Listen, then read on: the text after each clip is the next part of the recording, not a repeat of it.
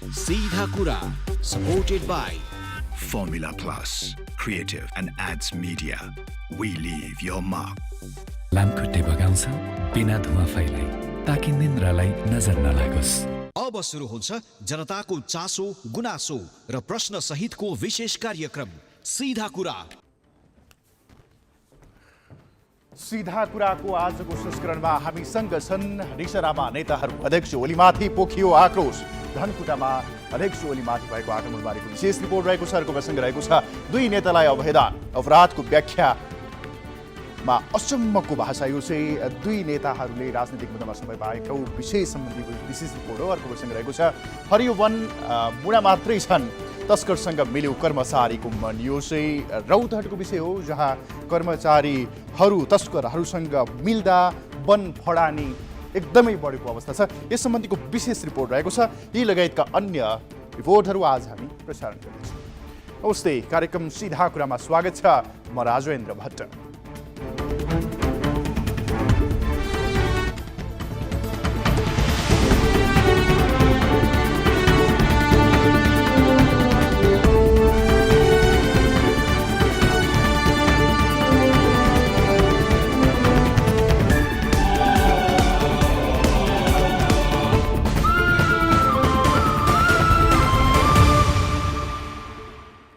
उता एमाले अध्यक्ष केपी शर्मा ओलीमाथि आक्रमण, यता अदालतको आदेशबाट काङ्ग्रेस र एमालेका दुई नेतालाई अभयदान।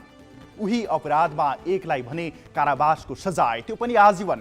हे भगवान, यो देशमा के हुन्छ हजुरहरूलाई पनि थाहा नहोला। देशमा समृद्धि ल्याउनु छ भन्दै सङ्कल्प यात्रामा निस्केका नेकपा एमालेका अध्यक्ष केपी शर्मा ओलीमाथि धनकुटाको लेगुवा फुक्दा आक्रमण भयो। भन्नलाई त यो आक्रमणमा पहिचानवादी पक्षधरलाई जोडिएको छ।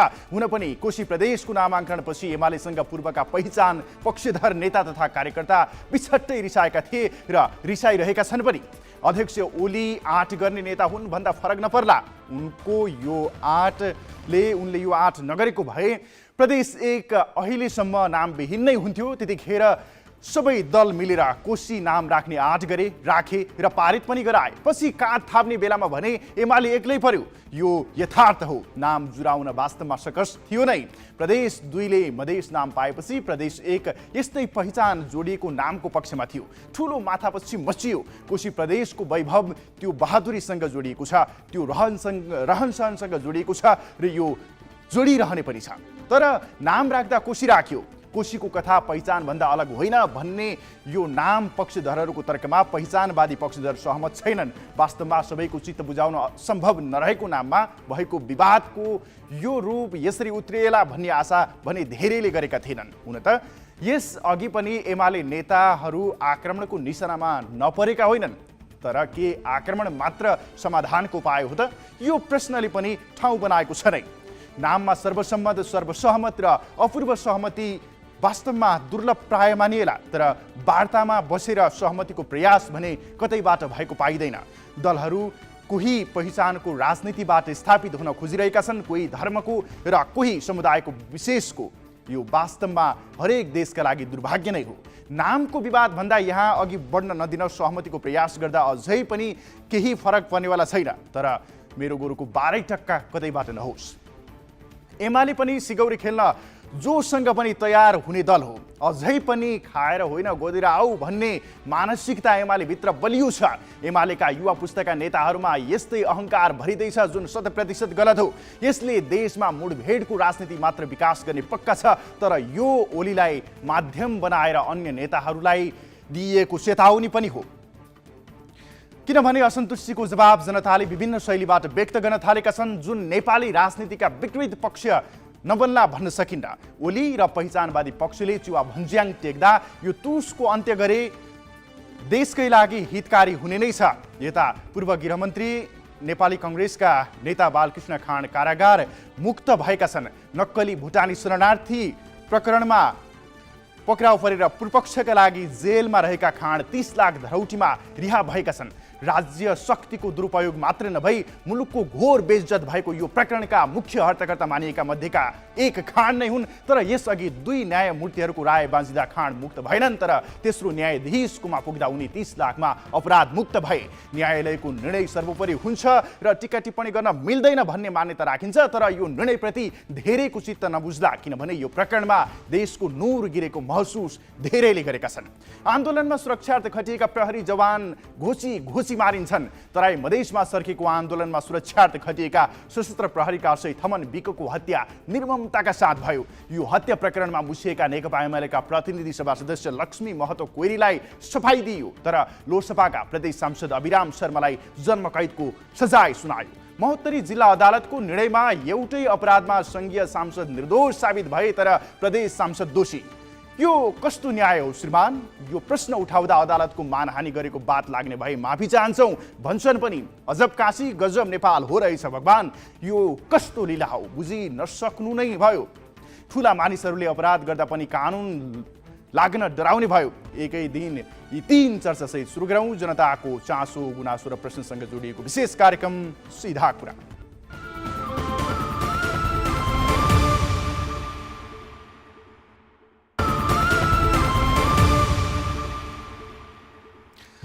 ब्रेकपछि कार्यक्रम सीधा कुराको नयाँ श्रृङ्खलामा स्वागत छ। आज पनि हामीले तपाईँहरूका चासो गुनासो र प्रश्नसहितका विभिन्न प्रसङ्गहरू तयार पारेर ल्याएका छौँ। विभिन्न रिपोर्ट र त्यस विषयसँग सम्बन्धित पक्षसँग जवाब आज पनि लिनेछौँ। साथै कार्यक्रमको अवधिभर तपाईँहरूका चासो गुनासो र प्रश्नहरू छन् भने पनि हामीलाई स्क्रिनमा देखाएको नम्बरमा फोन तथा भिडियो कल गरिराख्न सक्नुहुनेछ। अब लागौँ आजको पहिलो विषयवस्तुतर्फ। आज हामीले पहिलो विषयवस्तु बनाएका छौँ। यो जनतामा पछिल्लो समय चुलिँदै गएको असन्तुष्टि सम्बन्धीको प्रसङ्ग हो, जुन आज ओलीमाथि पहिचानवादीको आक्रमण भनेर चर्चामा छ। धनकुटामा जुन हतपातको अवस्था सृजना भयो, आक्रमणको प्रयास भयो, यसै सम्बन्धीको प्रसङ्ग हो। यो असन्तुष्टि चौविधी छ। जनतामा सुलिएको असन्तुष्टिलाई नेताहरूले जहिले पनि हल्का रूपमा लिए। असन्तुष्टि विस्फोट हुन्छ नै, त्यो सानो रूपमा होस् या ठुलै रूपमा होस्। विद्रोहको पनि आफ्नै शैली हुन्छन्, चाहे त्यो ब्यालेटको माध्यमबाट होस् या बुलेटको माध्यमबाट। अहिले मुलुकको शीर्ष दलहरू हतियार चलाएरै आएका हुन्, चाहे ती सानो ठुलोको मित्रतामा किन नहोस्, भिन्नतामा किन नहोस्। अधिकार मागेर होइन, खोसेर पाइन्छ भन्ने मान्यता स्थापित गराएका दलहरूले अहिले जनताबाट पनि यस्तै शैलीको व्यवहार र जवाब पाइरहेका छन्। यस्तै चित्र र चरित्र कोरिए नेकपा एमालेका अध्यक्ष केपी शर्मा ओलीमाथि। तर यो शैली सही होइन। दलहरूले सिकाए भन्दैमा नराम्रो कुराको अङ्गीकार गर्नुपर्छ भन्ने छैन, तर यो घटनाले दल र तिनका नेताहरूले भने सबक सिक्नुपर्छ। यो रिपोर्ट हेरौँ। नेकपा एमाले अहिले महाकालीदेखि मेचीसम्मको लोकपहाडी अभियानमा छ। गत मङ्सिर 14 गते बैतडीको जुलाघाटबाट सुरु भएको यात्रा पुस 2 गते पाँचथरको चुवा भन्ज्याङमा पुगेर सम्पन्न हुँदैछ। यो यात्रामा एमाले अध्यक्ष केपी शर्मा ओली स्वयं सक्रियताका साथ खटेका छन्। लोकपहाडी मार्ग छिचोलेको यात्रा 1879 किलोमिटर दूरी छिचोल्ने नजिक पुग्दा अप्रिय घटना भएको छ। समृद्धिको लागि संकल्प यात्रा नाम दिइएको यो यात्रा भोजपुरबाट धनकुटा प्रवेश गरेपछि महालक्ष्मी पास लेगुवामा ओलीमाथि मुक्का प्रहार भयो। लेगुवाकै स्थानीय महेश राईले ओलीमाथि मुक्का वर्षाएका हुन्। यो दृश्य हेर्नुहोस्।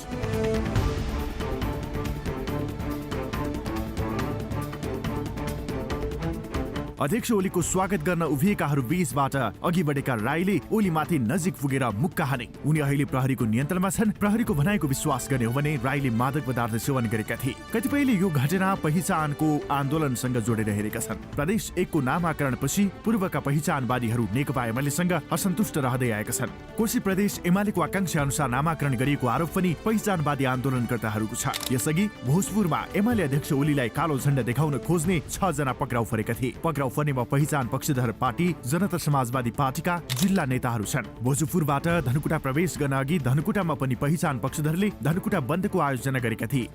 यो घटनापछि एमाले अभियानमा ओलीको सुरक्षाका लागि विशेष ध्यान दिएको छ। एमाले कोशी नामाकरणमा स्वामित्व ग्रहण गर्दै यसले बहुआयामिक अर्थ र महत्व समेटेको दावी गर्दै आएको छ। एमाले नाम कोशी नफेरिन अडान लिँदा यसका नेताहरू समय समयमा आक्रमणमा पर्दै आएका छन्। यो नामको प्रस्तावक रहेका एमाले कोशी प्रदेशका नेता राम मगरमाथि इलाममा आक्रमण भएको थियो भने केन्द्रीय सदस्य योगेश भट्टराईमाथि गृह जिल्ला ताप्लेजुङमा आक्रमण भएको थियो। यसअघि कोशी प्रदेशको भ्रमणको क्रममा अध्यक्ष ओलीमाथि झापा, इलाम र पाँचथरमा आक्रमण भएको थियो। आफ्नो निर्णयमा अडिग रहने ओलीले कोशी प्रदेशमा लिएको अडानले पहिचान पक्षधर उनीमाथि आक्रोशित बन्दै आएका छन्। तर यो पहिचान पक्षधरसँग जोडिए पनि प्रमुख दलहरूमाथि रहेको जनताको असन्तुष्टिको रूपमा पनि लिइएको छ।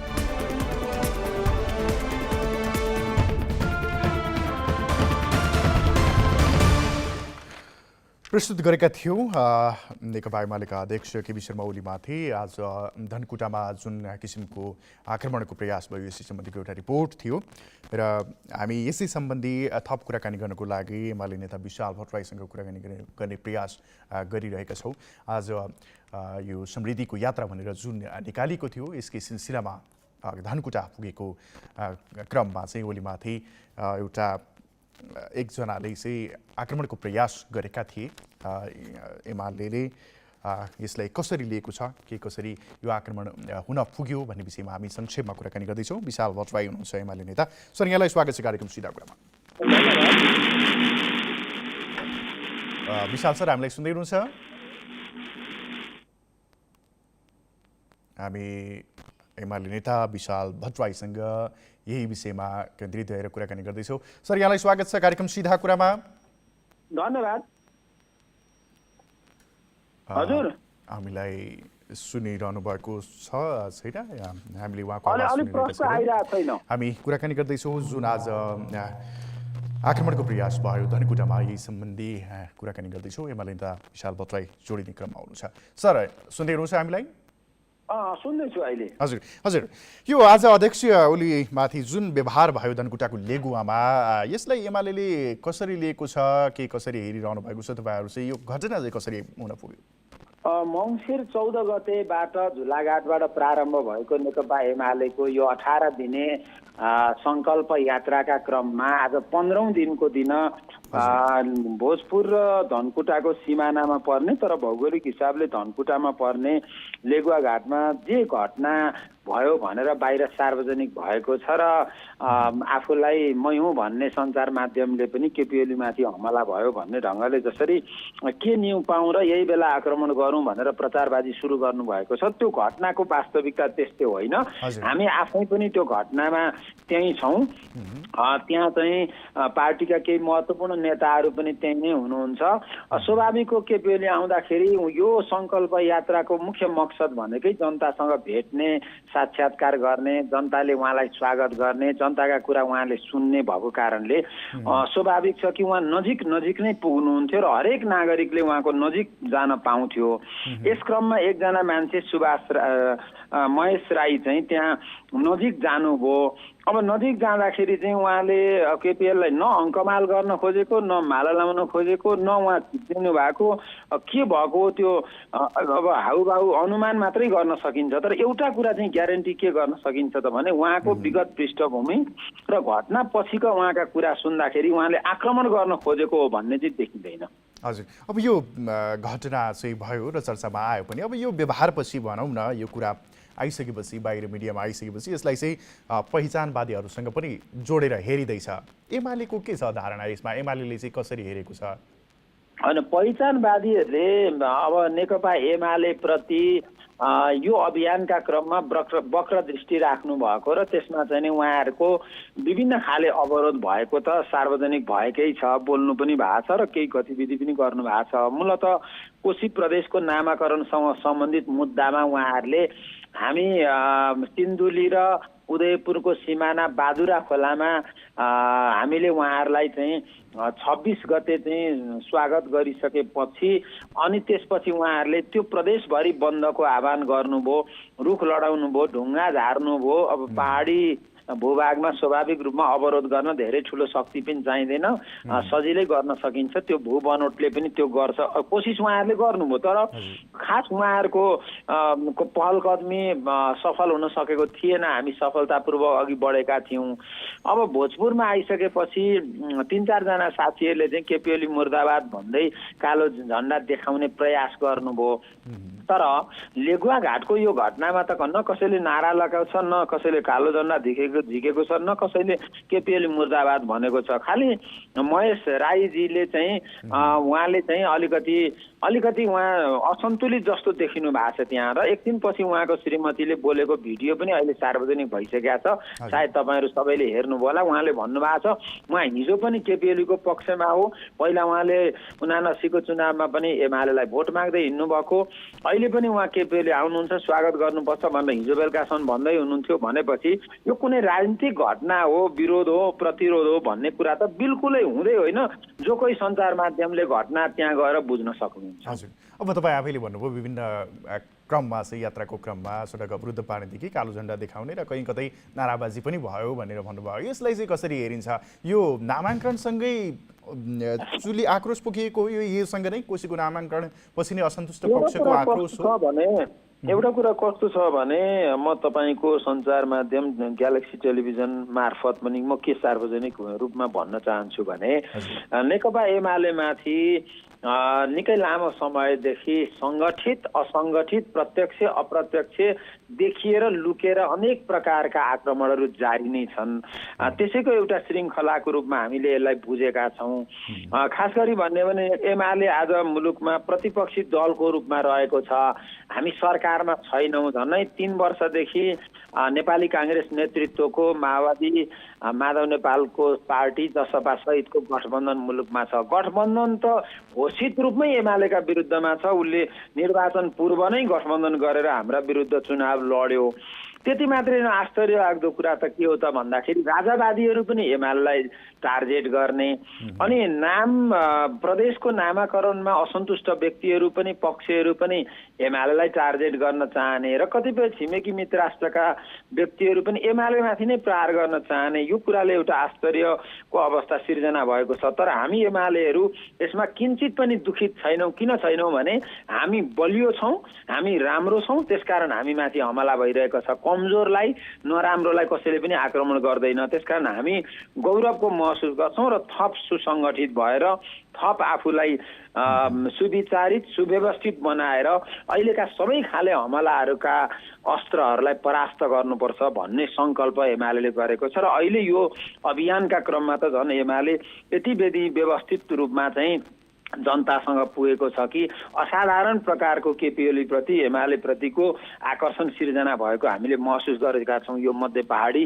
पुष्पला लोकमार्गको सङ्कल्प यात्राले। त्यसकारण यसमा सानो त्यान्द्रो भेटेपछि चाहिँ कति धेरै हामीलाई हाम्रो कुभलो चाहनेहरू चाहिँ बाहिर आउँदा रहेछन् भन्ने कुरा चाहिँ अहिलेको मिडियाहरूबाट देखिन्छ। सानो सानो एउटा सानो घटना, न त्यहाँ नारा लागेको छ, न केपी ओली विरुद्ध कोही बोलेको छ, न उहाँले कुनै योजना बनाएको देखिन्छ, न कुनै सङ्गठित प्रकारको चाहिँ उहाँले प्रयास गरेर केपीलाई हमला गर्न खोजेको देखिन्छ। त्यो आकस्मिक रूपमा सानो एउटा चाहिँ रक्सीका कारणले भएको घटना छ। उहाँकै श्रीमती उहाँको छिमेकीहरूले त्यसलाई गलत हो भनिसकेका छन्। यस्तो बेलामा पनि समाचारै बनाएर चाहिँ केपीएलमाथि हमला भयो भन्नुको मतलब के न्यू पाइन्छ र दिइहालौँ न त भनेर लागेको जस्तो देखिन्छ। अबको कार्यक्रम चाहिँ के छ? अब चिवा भन्ज्याङसम्मको कार्यक्रम चाहिँ के कसरी अगाडि बढ्छ सर? अब कुनै पनि तागतले, दुनियाँको कुनै पनि तागतले नेकपा एमालेको अध्यक्ष केपी शर्मा ओलीको नेतृत्वमा मङ्सिर 14 गतेबाट प्रारम्भ भएको यो एउटा असाधारण प्रकारको एमालेको चाहिँ एउटा जुन महाअभियान छ, यो अभियानको 15औं दिनमा हामी पुगिसकेका छौँ। अब 3 दिन बाँकी छ। यो 3 दिन हामी अगाडि बढ्छौँ, कसैले छेक्न सक्दैन। यस क्रममा हाम्रो आज बसन्तपुरमा भव्य सभा सम्पन्न भयो जो सार्वजनिक पनि भइसकेको छ।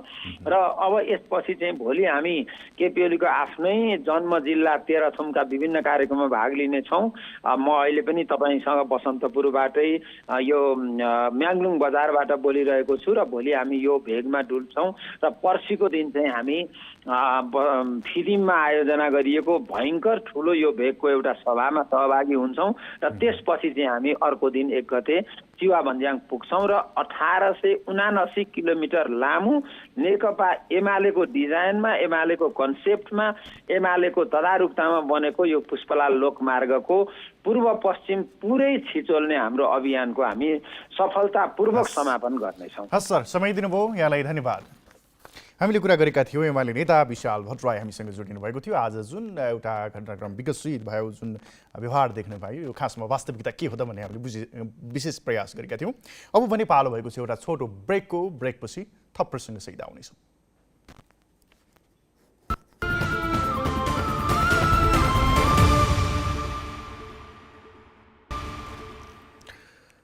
ब्रेकपछि पुनः स्वागत छ। अब लागौँ अर्को प्रसङ्गतर्फ। अर्को प्रसङ्ग पनि राजनीतिक प्रसङ्ग नै रहेको छ, अदालतसँगको प्रसङ्ग रहेको छ। अदालतले आज एकै दिन 2वटा राजनीतिक मुद्दाको फैसला गर्यो। उच्च अदालत पाटनले पूर्व गृहमन्त्री तथा नेपाली कङ्ग्रेसका नेता बालकृष्ण खाँड र जिल्ला अदालत महोत्तरीले नेकपा एमालेका सांसद लक्ष्मी महतो कोइरीको मुद्दामा फैसला गर्यो, जसमा उच्च र जिल्ला अदालतले गरेको फैसलाले कङ्ग्रेस नेता खाँड धरौटीमा छोड्ने हुँदा जिल्ला अदालत महोत्तरीले नेकपा एमालेका सांसद लक्ष्मी महतो कोइरीलाई सफाई दियो।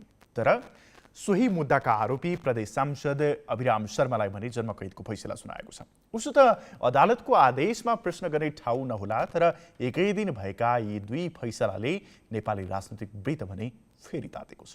यो रिपोर्ट हेरौँ।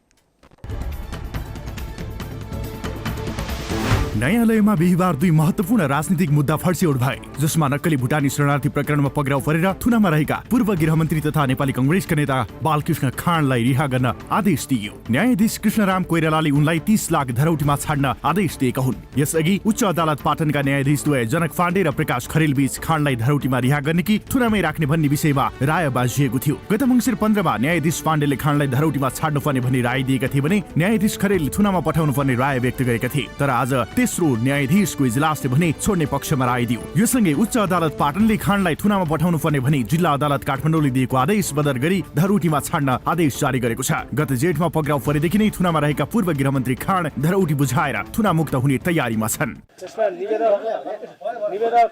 निवेदक बालकृष्ण खाँड समेत भएको 80 आरी 288 समेतको विरुद्धको आदेश बदल गरिपाउँ भन्ने निवेदन संयुक्त इजलास समक्ष पेश भयो। 80/8/15 मा आदेश हुँदा संयुक्त इजलासमा रहेको माननीय न्यायाधीशज्यूहरू बीच प्रतिवादी बालकृष्ण खाँडको हकमा आदेश रायमा मतैक्यता हुन नसकी उच्च अदालत नियमावली 2073 को नियम 12 बमोजिम पेश हुन आएको थियो।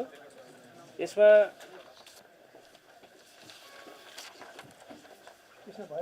2080-3-1 को काठमाडौँ जिल्ला अदालतको आदेश बदल गरी मुलुकी फौजदारी कार्यविधि संहिता 2074 को दफा 68 र 72 बमोजिम निवेदकबाट रु 30 लाख रुपैयाँ नगद धरोट वा बैंक जमानत लिने गरी भएको आदेश भएको देखिएको र प्रतिवादी बालकृष्ण खाँड मिसिल संलग्न प्रमाणबाट प्रत्यक्ष रूपमा अभियोग दाबी बमोजिमको कसुरमा संलग्न रहेको अवस्थाको अभाव देखिँदा उच्च अदालत नियमावली 2073 को नियम 12(1) बमोजिम निवेदक बालकृष्ण खाँडबाट मुलुकी फौजदारी कार्यविधि संहिता 2074 को दफा 68 र 72 बमोजिम काठमाडौँ जिल्ला अदालतबाट 80-3-1 मा थुनामा राखी पूर्वपक्ष गर्ने गरी भएको आदेशलाई विरुद्धको देखिँदा बदर गरी रु 30 लाख रुपैयाँ नगद धरोड जमानत वा बैंक जमानत दिए तारिखमा राखी मुद्दाको पूर्वपक्ष गर्ने गरी मिति 80/8/15 मा भएको रायमा सहमतिको राय कायम गरिदिएको छ। अरूमा कानुन बमोजिम गर्नु। नेपालीलाई नक्कली भुटानी शरणार्थी बनाएर अमेरिका लैजाने प्रकरणमा खान पूर्वपक्षका लागि थुनामा परेका थिए। यता नेकपा एमालेका निलम्बित सांसद लक्ष्मी महतो कोइरीले पनि कर्तव्य ज्यान सम्बन्धी मुद्दाबाट आजै सफाई पाएका छन्। महोत्तरी जिल्ला अदालतले सशस्त्र प्रहरीका आशय थमन विकको हत्या मुद्दामा नेकपा एमालेका प्रतिनिधि सभा सदस्य लक्ष्मी महतो कोइरीलाई सफाई दिएको हो। कोइरीसँगै अर्का अभियुक्त पवन काफरले पनि सफाई पाएका छन्। तर सोही मुद्दाका आरोपी प्रदेश सांसद समेत रहेका अभिराम शर्मा सहित 7 जना अभियुक्तलाई भने कर्तव्य ज्यान मुद्दामा जन्मकैद र आगो लगाएको मुद्दामा थप 6 महिना कैद सजाय हुने भएको छ। यसअघि जिल्ला अदालत महोत्तरीले कोइरीलाई 2076 असोज 2 गते 1 लाख रुपैयाँ धरौटीमा छाड्न आदेश दिएको थियो। तर मृतक अशय विकका आफन्त प्रेम बहादुर विक जिल्ला अदालतको आदेश विरुद्ध उच्च अदालत गए। उच्च अदालत जनकपुरले 2077 मङ्सिर 19 गते महतोलाई थुनामै राखेर मुद्दा अगाडि बढाउन आदेश दियो। तर त्यसपछि कोइरी फरार भए। प्रहरीको फरार सूचीमै रहेका बेला कोइरी 2079 मङ्सिर 4 गते भएको प्रतिनिधि सभा निर्वाचनमा एमालेको तर्फबाट महोत्तरी 1 बाट निर्वाचित भएका थिए। सशस्त्र प्रहरीका अशय थमन विकको हत्या सम्बन्धी यस मुद्दामा सांसद कोइरी सहित 28 जना अभियुक्त थिए। मधेस आन्दोलनका क्रममा 2072 भदौ 25 गते सशस्त्र प्रहरीका सहायक निरीक्षक अशय थमन विकको जलेश्वरमा एम्बुलेन्सबाट निकालेर हत्या गरिएको थियो।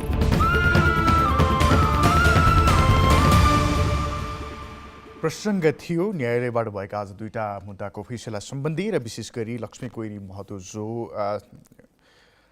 प्रहरी कर्मचारीको हत्या गरेको अभियोगमा मुद्दा चलिरहेको थियो यस सम्बन्धीको प्रसङ्ग थियो। हामी यस विषयमा विशेष गरी लक्ष्मी कोइरी महतोको विषयमा लक्ष्मी महतो कोइरीको विषयमा लिएर कुराकानी गर्दैछौँ। हेमन्त मल्ल सर हामीसँग जोडिनु भएको छ। सर यहाँलाई स्वागत छ कार्यक्रम सिधा कुरामा। हजुर धन्यवाद। हजुर सर यो आज एमालेका सांसद भनौँ लक्ष्मी महतो कोइरीले चाहिँ सफाई पाएका छन्। प्रहरी कर्मचारीको हत्या अभियोगमा उहाँमाथि भएको यो फैसलालाई चाहिँ तपाईँले कसरी हेर्नुहुन्छ? एउटा मैले सोसियल मिडिया र न्युज पेपरमा पनि हेरेर थिएँ, कता कता त्यो शङ्का उपशङ्का धेरै कुराहरू आइरहेको छ कि त्यसको कारण के हो जस्तो मलाई लाग्छ भने हजुर योभन्दा पहिला पनि राजनीतिज्ञहरूसँग जोडिएका घटनाहरूमा सरकारले मुद्दा फिर्ता लिएका पनि थुप्रै घटनाहरू छन्, चाहे त्यो नेपालको जो घटना होला, चाहे त्यो टिकापुर घटना होला होइन। अब हामीहरू कोइरीको उसमा आएर कुरा गर्ने भनेपछि त्यहाँ पनि एउटा प्रहरी मारेको छ र योभन्दा पहिला पनि दुई चोटि संसदमा चाहे त्यो प्रधानमन्त्रीको चुनावको बेला होला या इभन सभामुखको भोटिङको बेला होला, संसदभित्र हुँदा फरारीको अवस्थामा हुँदाखेरि पनि संसदमा कसैले पनि नदेख्ने हो हल्ला भएपछि उनीहरूको सहयोगबाट फेरि उहाँ भागेर भारत पुग्दाखेरिका जुन घटनाहरू छन् त्यसले गर्दा के हो भनेपछि त्यस्ता कुराहरूले गर्दा शङ्काहरू जन्माइन्छ र अहिले पनि के छ पुरा फैसला हेरेपछि केही भन्न सक्ने अवस्था आउँछ। तर यस्ता घटनाहरू हुँदाखेरि के हुन्छ भनेपछि सत्तासँग जोडेका व्यक्ति संसदसँग जोडेका व्यक्तिहरू छोड्दाखेरि शङ्का उपशङ्काहरू धेरै हुन जान्छ फेरि। हजुर अब यो प्रहरी भनेपछि राष्ट्रको सुरक्षा संवेदनशीलतासँग जोडिएको विषय र कर्मचारी पनि। अब यो आदेशले प्रहरी कर्मचारीहरूको मनोबल गिर्ने सम्भावना कस्तो हुन्छ यस्तो आदेशले चाहिँ? यो हो एउटा यसमा दुई किसिमले हेर्न सकिन्छ। एउटा त के हुन्छ भनेपछि प्रहरीले अनुसन्धान गरेको मुद्दा फेरि 3 तहको अदालतले फैसला गरे तापनि सरकारले फिर्ता लिँदाखेरि र अर्को प्रहरी सङ्गठनका सदस्य मारेको जुन घटनाहरू हुन्छ त्यसमा यदि प्रपरली जस्टिफाई गर्न सकिएन, किनकि अब यहाँ अवस्था के छ भनेपछि अहिले त फैसला भयो र हामीले हेर्नु पर्ने के हुन्छ भनेपछि माथि पुनरावलोकनका लागि जान्छौँ कि जाँदैन यो भारतीय कार्यालय होइन। तर यस्ता घटनाहरूले गर्दा के हुन्छ भनेपछि प्रहरीको मनोबलको कुरा र कता कता न्याय पाइएन कि भन्न सक्ने अवस्थाहरू आउने सम्भावना देखिन्छ। त्यो चाहिँ हामी भोलिको दिन पनि हामीले हेर्नुपर्ने हुन्छ। पछि यसमा चाहिँ सरकारले कसको नीति लिन्छ त्यसमा भर पर्छ फेरि। अब यही मुद्दाकै कुरा गर्ने हो भने यही आरोपमा यही मुद्दाका अभियुक्त थिए सांसद अभिराम शर्मा। उनलाई भने जन्मकैदको सजाय पनि तोकियो, सुनाइयो। अब एउटै अपराधमा एकजना चाहिँ सफाई पाउने, अर्को चाहिँ जन्मकैदको फैसला उनीमाथि लाग्ने कस्तो हुनसक्छ? यसमा राजनीतिक स्वार्थ जोडिएको तपाईँले पनि सुरुमै भन्नुभयो, कसरी विश्लेषण गर्नुहुन्छ तपाईँ? किन यहाँ शङ्कासँग गर्ने ठाउँहरू छ। मैले भने नि अहिले पुरा फैसला देखेको हामीले दुईवटा चिज हेर्नुपर्ने हुन्छ। अब एउटा पूर्ण फैसला आओस्, फैसला आएपछि के थप कमेन्ट गर्न सकिने हुन्छ, के आधार टिक्यो के आधार टिकेन। कि यहाँ कुरा के आउँछ भनेपछि कतिको विरुद्धमा जाहेरी पनि थिएन, पछि अनुसन्धानले ती व्यक्तिहरू प्रमाणित भए, तर उहाँको विरुद्धमा के छ भनेपछि जाहेरी पनि परेको छ होइन। त्यसले गर्दा एउटा फैसला आएपछिको कुरा र अर्को के छ भनेपछि महान्यायाधिवक्ता कार्यालयले माथिल्लो अदालतमा गएर चाहिँ रिड गर्छन्, त्यो पनि हेर्नुपर्ने हुन्छ र त्यो पछि मात्रै के भन्न सकिने अवस्था आउँछ। हुन्छ सर, समय दिनुभयो, धन्यवाद यहाँलाई। हामीले संक्षिप्त कुरा गऱ्यौँ।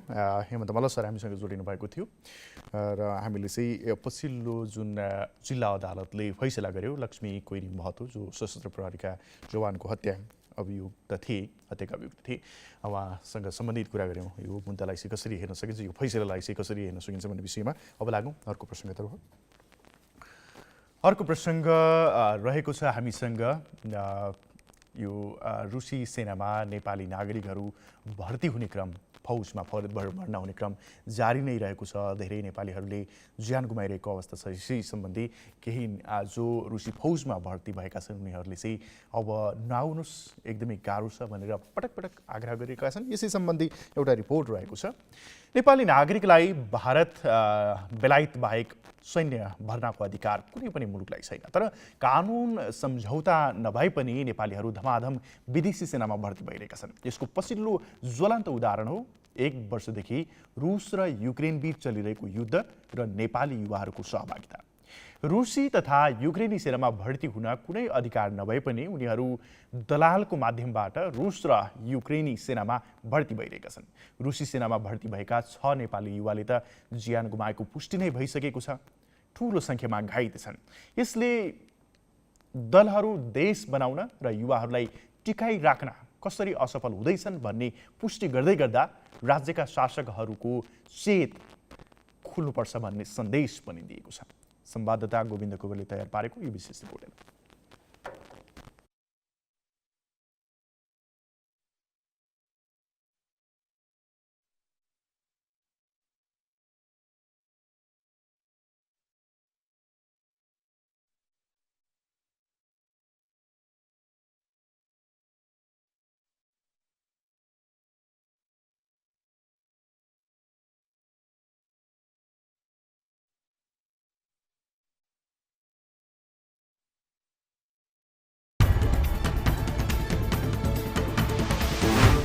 म सार्वजनिक रूपमा के भन्न चाहन्छु भने हिजो जनयुद्ध मार्फत राज्य सत्ताको आमूल परिवर्तनका लागि बन्दुक बोकेर झण्डै 1 दशक रगतपछि नबगाइयो। अंशमा केही परिवर्तन त भयो, तर समग्रमा दलाल राज्य सत्ताको मूल चरित्रलाई भने विस्थापित गर्न सकेन। परिणाम आज पनि सत्ता र शक्तिको वरिपरि केही मुठ्ठीभर दलाल पुँजीपतिहरूकै जगजिगी छ। परिवर्तनको लागि दशकौं योगदान गरेका हजारौं योद्धाहरू आज पनि परिवार पाल्नकै लागि विदेशका गल्ली गल्लीमा भौतारिनु पर्ने बाध्यात्मक अवस्था सिर्जना भएको छ। यहीको परिणाम हो रसियन आर्मीमा नेपाली युवाहरू भर्ती हुनुपर्ने बाध्यता। यो मार्मिक सन्देश कुनै कविता वा कथा होइन, यो त परिवार पाल्नको लागि विदेशिएका नेपालीहरूको चित्कार हो। देशमा गरेको सङ्घर्ष र बगाएको रगत पसिनाले परिवार पालन नसकेर विदेशी भूमिमा मृत्युलाई चुनौती दिँदै परिवारको पालन पोषणका लागि राइफल उठाउने नेपाली युवाको व्यथा हो। रुसी सेनामा भर्ती भएका म्याग्दी बेनीका डायमन्ड सी म्याग्देलीको मार्मिक सन्देश हो यो। देशमा सशस्त्र जनयुद्ध लडेका उनी अहिले रुसी सेनाबाट युक्रेन विरुद्ध लडिरहेका छन्। युक्रेन र रुस बीचको युद्ध नेपालीहरूका लागि अभिशाप नै बनेको छ। स्वदेशमै परिवारको पालन पोषण गर्न नसक्दा रुस युक्रेनको युद्धमा सयौं नेपाली होमिएका छन्। युद्धका क्रममा दैनिक जसो नेपालीको मृत्यु र घाइते भएको खबर आइरहेका छन्। हालसम्म 6 जना नेपालीले युद्धमा रुसको तर्फबाट लड्दा ज्यान गुमाए। कतिजना त अहिले पनि युक्रेनको कब्जामा छन्। मङ्सिर 17 गते युक्रेनको कब्जामा परेका एक काभ्रेका 22 वर्षीय सिद्धार्थ ढकालले आफू कसरी रुसी सेनामा भर्ती हुन बाध्य भए भनेर मार्मिक दुखान्त पोखेका थिए। उनले आफू रुसमा पढ्न आएको र विश्वविद्यालयले शुल्क भुक्तानीका लागि रकम अभाव हुँदा रुसी सेनाको तर्फबाट बन्दुक उठाउन विवश बनेको बताएका थिए। बुवा मम्मी म चाहिँ यहाँ अब राम्रै छ अहिलेसम्म, पछि के हुन्छ थाहा छैन। अब एउटा छोरो अब धेरै बुवा मम्मीलाई बुढेसकालमा सायद एक्लै छोड्ने भयो होला, थाहा छैन। केही धेरै धेरै सम्झिरहेको छु, धेरै माया गरिरहेको छु। अहिलेसम्म त ठिकै छ, अब के हुन्छ पछि थाहा छैन। के धेरै धेरै सम्झिरहेको छु आफ्नो देशलाई, बुबालाई। रुसी सेनामा भर्ना भएका माओवादी पूर्व लडाकु डायमन्ड सी म्याग्देली 2 महिना अघि दुबई हुँदै रुस पुगेका थिए। उनले रुसी सेनामा भर्ना भएको भन्दै सामाजिक सञ्जालबाट यस अघि नै जानकारी गराएका थिए। यसपटक भने सामाजिक सञ्जालमा डायमन्ड सीले आफ्नो दुखेसो पोखेका छन्। उनको सामाजिक सञ्जालमा पोतिएको दुखान्त यस्तो छ: लेनिनको देशबाट रातो सलाम। लेनिनको देशमा पुगेर पुटिनको सिपाहीको रूपमा जिम्मेवारी सुरु गरे पश्चात विविध कारणले करिब 1 महिना सामाजिक सञ्जालमा उपस्थिति जनाउन सकिएन। यद्यपि सबैप्रतिको मिठो सम्झना यथावत नै थियो र छ पनि। राइफल त हिजो 10 वर्षीय जनयुद्धमा पनि बोकेकै हो र आज पनि बोकिएको छ, तर उद्देश्य नितान्त भिन्न छ। अर्थात् हिजो नेपाली जनताको मुक्तिको लागि र आज पराई भूमिको रक्षा एवं आफ्नो पारिवारिक व्यवस्थापनको लागि। यति मात्र नभई डायमन्ड सीले रुस र युक्रेन बीचको युद्धमा उच्च जोखिम छ भन्ने थाहा हुँदाहुँदै पनि आफ्नै स्वेच्छाले रुसी सेनामा भर्ती भएको बताएका छन्। उनले लेखेका छन्, पृष्ठभूमि, कथा र व्यथा भिन्न भिन्न होलान्, तर बाध्यताले डोर्याएका हजारौं नेपाली युवाहरू अहिले रसियन आर्मीमा भर्ती भई युद्धको मोर्चामा खटिरहनु भएको छ। ल मिसनलाई खोजिराख्नु भएको थियो, मिसन भइरहेको छ है। ल रामदालाई चिन्नु हुने पनि यहाँ छ होइन। हामी चाहिँ ग्रुप एउटै हो कि, अनि त्यो पहिल्यैबाट अनि त्यो अहिले एउटा जय गोरखाली आयो, गोर्खाली आयो भाइ गाइस। हामी चाहिँ अहिले जस्ट हामी चाहिँ अहिले यहाँ इन्जोय गरिरहेछौँ, तर पनि यो फर्स्ट स्टेप हो गाइस होइन। यहाँ जति रमाइलो गरे पनि जति जे गरे पनि अब सेकेन्ड स्टेपबाट चाहिँ एकदमै डेन्जर छ होइन। अब ट्रेनिङदेखि लगाएर सबै कुराहरू फायरिङ होइन, अब लडाइँ चलिरहेको छ। त्यही भएर म त भन्छु होइन, नेपाली दाजुभाइ जहाँ हुनुहुन्छ सबैजना यहाँ आउने एकदमै इच्छुक गरिराख्नु भएको छ, इच्छा गरिराख्नु भएको छ होइन। बी केयरफुल है, एकदमै सोचेर निर्णय गर्नु होला यहाँ आउने नआउने बारेमा। सकेसम्म नआउनुहोस् भन्छु म चाहिँ है। सबै कुरा पैसा मात्रै पनि होइन, र पैसा नभए पनि हुँदैन होइन। यस्तै छ अब हामी नेपालीको लाइफ होइन। त्यही भएर यस्तै छ, अब धेरै कुराहरू सोच्नुहोस् है। यस्तै रुस र युक्रेन बीचको युद्धमा रुसी सेनामा भर्ती भएका नेपालीहरू मारिएको समाचारहरू आएपछि सरकारले रुसी सेनामा भर्ती नहुन आग्रह गरेको थियो। पत्र नै काटेर रुसी सरकारलाई नेपालीहरूलाई रुसी सेनामा भर्ती नलिन र भर्ती भएकाहरूलाई फिर्ता पठाइदिन आग्रह गरेको थियो। नेपाली पत्रको जवाब आजसम्म पनि रुसबाट प्राप्त भएको छैन। यस्तै प्रधानमन्त्री पुष्पकमल दाहालले केही समय अगाडि रुसी सेनामा 200 नेपाली भर्ना भएको सार्वजनिक रूपमा अभिव्यक्ति समेत दिएका थिए। यस्तै युक्रेनी सेनामा पनि नेपाली रहेको प्रधानमन्त्री दाहालले निर्लज्जताका साथ स्वीकारेका थिए। चाहे रुस युक्रेनको युद्ध हामीले बडो नयाँ फेनोमेनाको सामना गर्नु परेछ। रुसी सेनामा पनि नेपाली युवाहरू गएर कोही पढ्न गएका, कोही भिजिट भिसामा गएका, कोही केमा गएका, सेनामा भर्ती भएर 6 जना मरेको त औपचारिक ढङ्गले जानकारी आयो। अब 200 भन्दा बढी छन् भन्ने छ। हामी त्यसको अध्ययन खोजी भइरहेको छ। त्यो परिस्थिति हामीले सामना गर्नु परेछ। कोही चाहिँ रुसी सेनाको तर्फबाट लडाइँमा जाँदा युक्रेनको सेनाको कब्जामा नेपाली परेर उनका भनाइहरू बाहिर आइरहेका छन्। फेरि युक्रेनी सेनामा पनि नेपाली छन्। त्यो पनि हामी सम्पूर्ण तथ्याङ्क खोज्दैछौँ। यस्ता कुरा जो विगतमा हामीले देख्न बिहोर्न पर्दैन थियो, अहिले देख्न बिहोर्न परेछ। इजरायल र हमासको लडाइँमा 10 जना नेपालीको त ज्यान गयो, एउटा अहिले पनि बेपत्ता छन्। हामी उनलाई फिर्ता ल्याउने अन्तिम प्रक्रियातिर हामी बढिराखेका छौँ। 10 जनाको शव ल्याउने र अरू नेपाल फर्किन चाहनेलाई तुरुन्तै नेपाल फर्काउनेमा प्रधानमन्त्री आफैले रातारात पहल गरेर विश्वको पहिलो देश भयो नेपाल। त्यसरी चेपुमा परेका आफ्ना नागरिकलाई फिर्ता ल्याउने त्यो ठाउँबाट नेपाल पहिलो हो।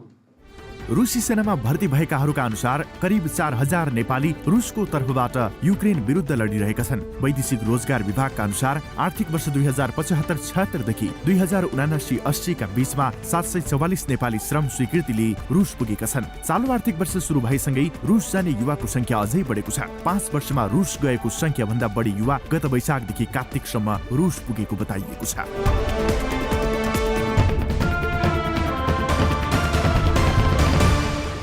प्रस्तुत गरेका थियौँ नेपालीहरू युवाहरू जो हुनुहुन्थ्यो रुसी सेनामा भर्ती भइसकेपछि भोग्नु परेको दुःखहरू पीडाहरू सम्बन्धीको एउटा विशेष रिपोर्ट थियो। सकेसम्म नजानुहोस् रुसी फौजमा भर्ती हुनको लागि, सकेसम्म भन्दा पनि ज्यादै नजानुहोस् भनेर भन्छौँ हामी। फेरि यसमा सरकारले पनि नजानुहोस् भनिसकेको अवस्था छ र त्यहाँ पुगेर जो भर्ती हुनुभएको छ भइसक्नु भएको छ उनीहरूले पनि नआउनुहोस् भनेर पटक पटक आग्रह गरिरहनु भएको छ। त्यही भएर आफै जान चाहिँ खतरा नमूलने आग्रह गर्छौँ हामी पनि। अब लागौँ अर्को प्रसङ्गतर्फ। अर्को प्रसङ्ग रहेको छ वन फडाइने सम्बन्धीको। रौतहटको भौगोलिक संरचनाको संवेदनशीलतालाई मध्यनजर राखी डिभिजन वन कार्यालय रौतहटले जिल्लाको वन क्षेत्रमा संरक्षणमुखी कार्यक्रम सञ्चालन गर्दै आएको छ। तर वन कार्यालयले गरेको कार्य संरक्षणमुखी भन्दा पनि तस्करमुखी बनेको आरोप लाग्न लागेको छ।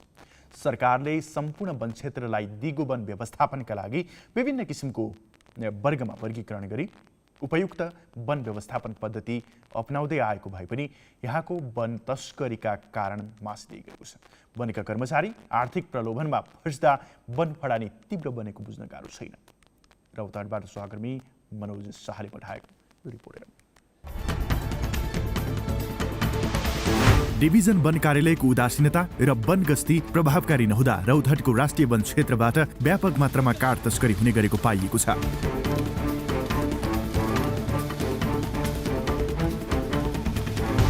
चिसोका कारण वनगस्ती कम भएको र विभिन्न सुरक्षा निकायले पनि तस्करी नियन्त्रणमा चासो नदेखाएका कारण अहिले काठ तस्करी बढेको हो। चिसोकै कारण घराइसी प्रयोगको लागि दाउरा र काठ तस्करहरूले व्यापारका लागि रुख कटान गर्ने क्रम बढेको छ। आर्थिक वर्ष 2079-80 मा काठ तस्करीमा संलग्न 50 जनालाई पक्राउ गरी आवश्यक कारबाही गरिएको थियो। तर सो अवधिमा 95 वटा सवारी साधन बरामद गर्नुका साथै 2532 क्युफिट काठ तस्करबाट बरामद भएको डिभिजन वन कार्यालय रौतहटले दिएको तथ्याङ्कमा उल्लेख छ। काठ ढुवानी प्रयोग भएका 8 वटा पिकअप भ्यान, 3 वटा ट्र्याक्टर र 1 वटा ट्रक, 1 वटा मिनी ट्रक, 1 वटा स्कर्पियो, 65 वटा साइकल र 5 वटा मोटरसाइकल, त्यस्तै 4 वटा विद्युतीय रिक्सा बरामद गरेको तथ्याङ्क वन कार्यालयसँग छ। तर राष्ट्रिय वनबाट काठका गोलिया तस्करीको घटना भने बढ्दै गएको अवस्था छ।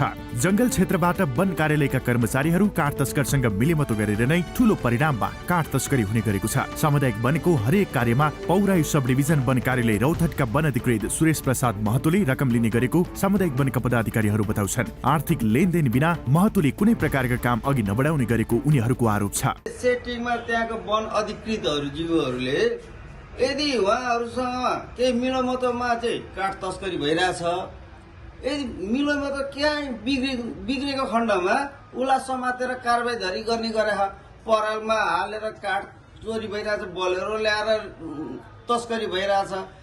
साधारण एउटा किसान जाँदाखेरि दाउरा लिनु जाँदाखेरि बन्चोरो खोज्छन्, डाँसले समातेर राख्छन्। यहाँ यिनीहरूले दिनकै बोलेरोदेखि लिएर गाडी ट्र्याक्टरमा यिनीहरूले डेली यहाँ तस्करहरूले काठ यतिसम्म तस्कर गरिरहेछ, तर समिति निकै यहाँ मन छन्। राष्ट्रिय वनबाट काठका गोलिया तस्करीका घटना भने बढ्दै गएको अवस्था छ। काठ तस्करी गर्ने तस्करको समूह पौराई, वृन्दावन, वन बहुवारी, जुडीबेला, बागमती र गैडाटारमा सक्रिय भएको पाइन्छ। आफ्नो सामुदायिक वनले यस क्षेत्रमा उत्कृष्ट कार्य गर्दै आएको भए पनि वन अधिकृत महतोले असहयोग गरेको देउराली सामुदायिक वनका पदाधिकारीहरूकै गुनासो छ। 1 वर्ष हुँदा पनि हामीले चाहिँ आफ्नो पायरबाट हामी चलिरहेको छौँ। अनि 1 वर्ष हामीले चाहिँ यो कसरी चल्यो भन्ने चाहिँ हाम्रो चाहिँ यो आत्माले अहिलेसम्म 1 वर्षमा हामीले चाहिँ के गर्न सकेका छैन। हामीले चाहिँ अब न उपभोक्तालाई चाहिँ हामीले चाहिँ बुझाउन सक्यो, न हामीले चाहिँ यहाँ खाता खोल्न सक्यो, के गर्न सकिन्छ। बिना पैसाको वनको कर्मचारीले काम नभएपछि हामीसँग पैसा पनि छैन सर।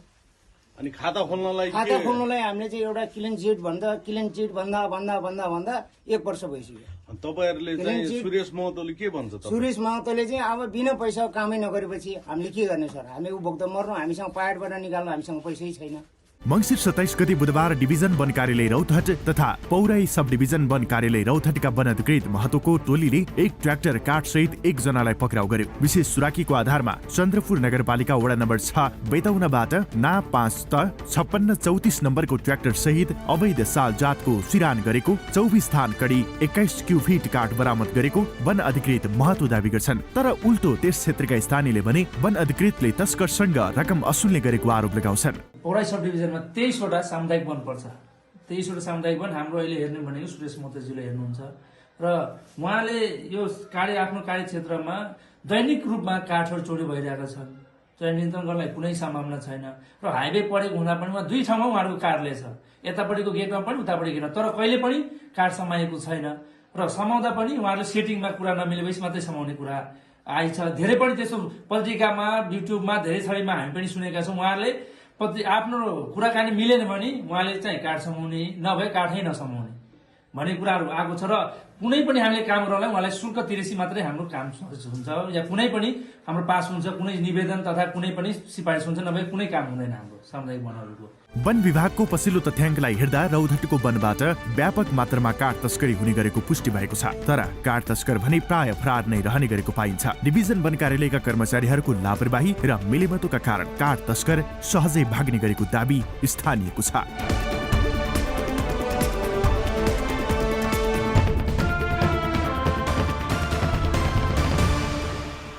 प्रस्तुत गरेका थियौँ वन फडानी जुन रौतहटमा मौलाउँदै गएको छ। तस्करहरूसँग वनकै कर्मचारीहरू मिलिदिँदाखेरि चाहिँ नियन्त्रणमा निकै कठिनाइ भएको स्वयं स्थानीयले यस्तै अन्यहरूले पनि गुनासो गरिरहेका थिए। हामी यसै सम्बन्धी कुराकानी गर्दैछौँ। मध्य प्रदेश वन निर्देशनालयका निमित्त वन निर्देशक सुनिल कुमार कर्ण सर हामीसँग जोडिनु भएको छ। सर, यहाँलाई स्वागत छ कार्यक्रम सिधा कुरामा। हजुर धन्यवाद हजुर धेरै धेरै नमस्कार हजुर यो मध्य प्रदेशमा वन फडानी पछिल्लो समय एकदमै मौलाउँदै गएको छ। अझै वनकै कर्मचारीहरू पनि मिलिदिँदा तस्करहरूसँग चाहिँ झनै समस्या बढेको स्थानीयले गुनासो गर्दै आइरहेको छन्। तपाईँहरू के हेर्दै हुनुहुन्छ सर? धेरै राम्रो धेरै सान्दर्भिक प्रश्न सोध्नुभयो, त्यसको लागि धेरै धेरै धन्यवाद।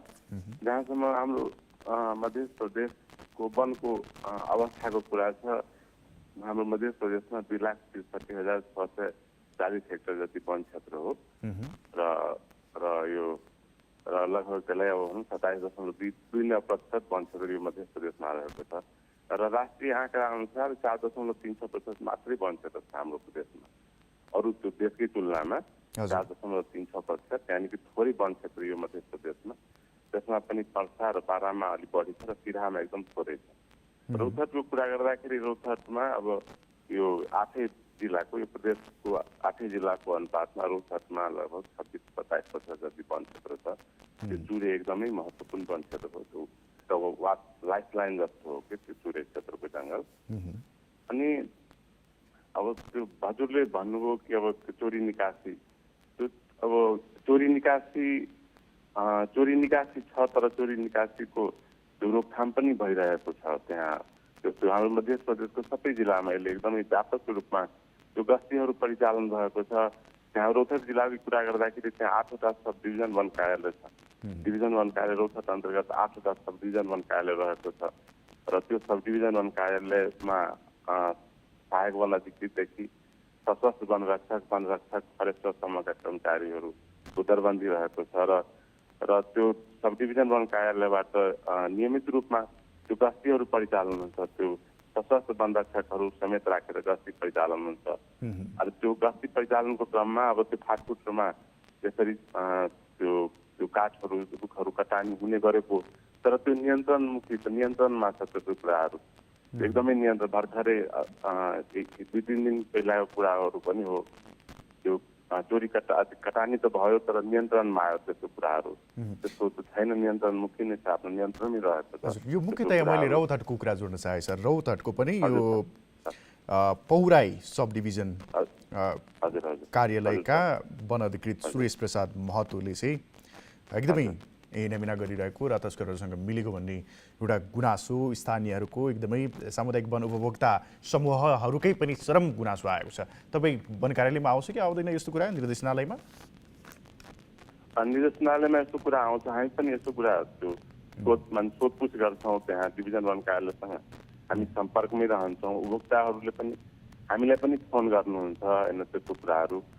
त्यो अब यस्तो कुराहरू जस्तै कुनै कर्मचारीको यदि मिलोमतो त्यस्तो छ भने अब त्यसलाई कर्मचारीलाई त कारबाही नै गर्नुपर्छ र त्यस सम्बन्धमा अस्ति 2-3वटा त्यो न्युजहरूमा पनि आएको थियो, कुराहरू आएको थियो। त्यो सम्बन्धमा हाम्रो त्यो प्रदेश मन्त्रालयबाट पनि र इभन निर्देशनालयले पनि त्यो के हो यसको सत्य तथ्य त्यो अनुसन्धान गरेर त्यसको त्यो जानकारी प्रदेश वन निर्देशनालयलाई पनि गराउने र त्यसको अनुसन्धानहरू पनि हामी पत्रकार नै गरेका छौँ। त्यस्तो कुराहरू त्यस्तो यदि अब गलत गरेको ठहर भएमा त्यसलाई कारवाही पनि हुन्छ, चाहे त्यो जुन लेभलको हो, जुन दर्जाको हो।